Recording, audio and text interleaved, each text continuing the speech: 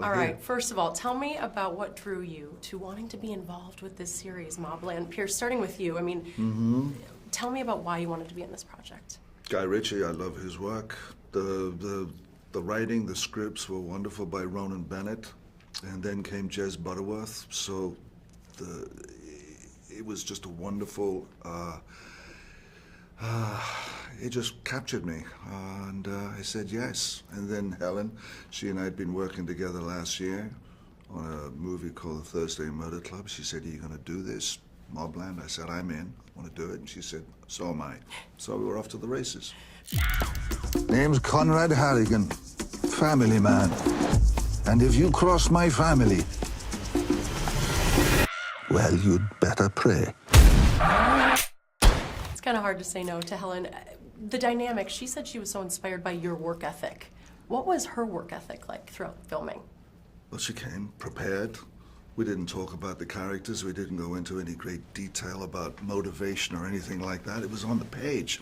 You knew what to do, and there wasn't any time either. I mean, once the curtain went up on this, it took off like a freight train. So, I don't know. We just have a nice, easy relationship. Everyone. You know, it was great working with Anson. I can confirm they were both very prepared and very energized every day. It made us all want to keep working hard because Helen and Pierce would come every day and just bring their energy to every scene. Yes, yes. And that's what you have to do, especially when, you know, with any job, you have to be prepared.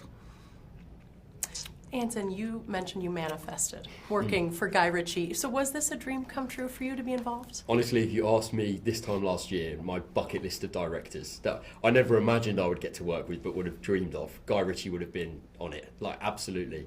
I just love his films. Snatch and Lock, Stock and Two Smoking Barrels, two of my favourites. Couldn't pick between them because they're both so great. I remember it was like a rainy Tuesday afternoon sometime last year, and I got this email from my agent and it said, "New projects, potential, Guy Ritchie, Tom Hardy, Pierce Brosnan, Helen Mirren." I was like, I don't even need to read it. Not intimidating at all. I don't even need to read it. I'm like, sign me up. The biggest no-brainer I've ever come across, yeah. Well, those are some big names. Was it intimidating at all on set? Honestly, everyone was just so great. Like, we built the house that the family lives in the soundstage, and we just all got on so well. In between takes, we'd all just go and chill in the living room in this house set, because we just sort of became a family in the end. Pierce, you mentioned you brought your mom as well to see it, and she said it was some of the best TV she's ever seen. What is it like, you know, doing this for her and making sure she's a part of this journey along the way with you? Well, she's been on many movie sets, and that was also one of the reasons I wanted to come back to Europe.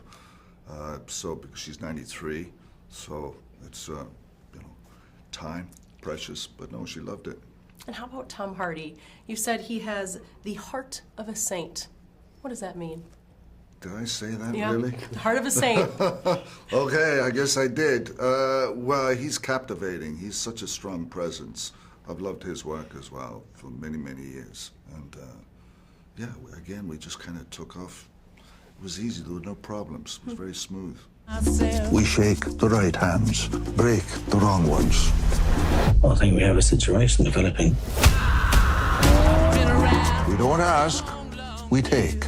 And when someone forgets their place, I've got a man for that. Problem solved. And Anson, how about Tom Hardy for you? What was it like working with him?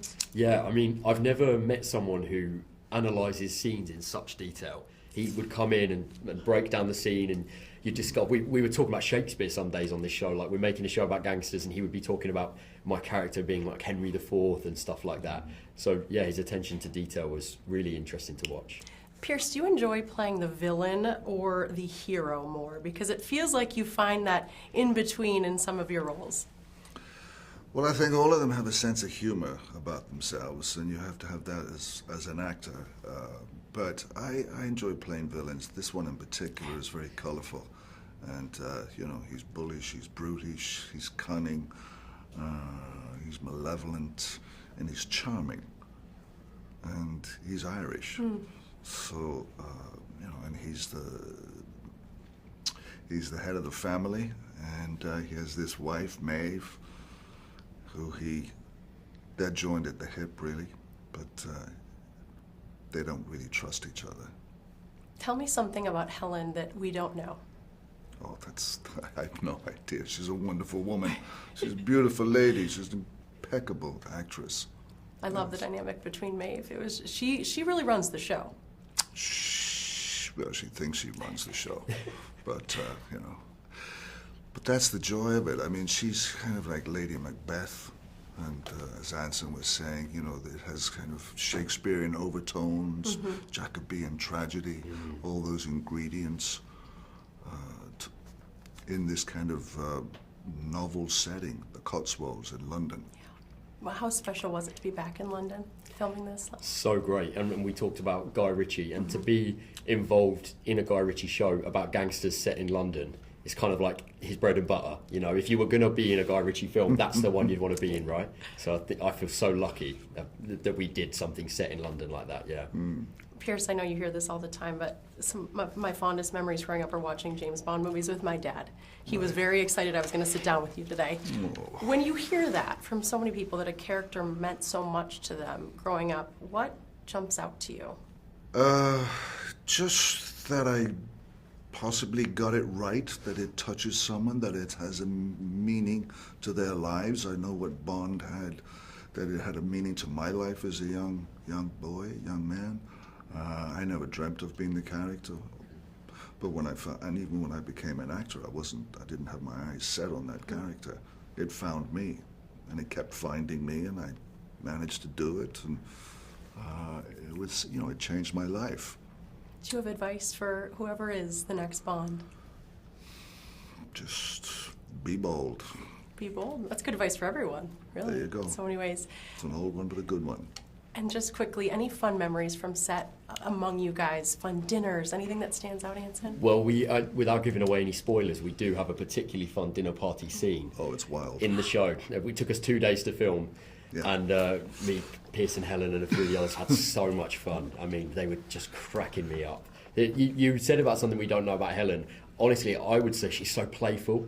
The kind of energy that she brings to the character, you never quite knew what was going to come out of her mouth sometimes in the best way. She just had these great ad-libs.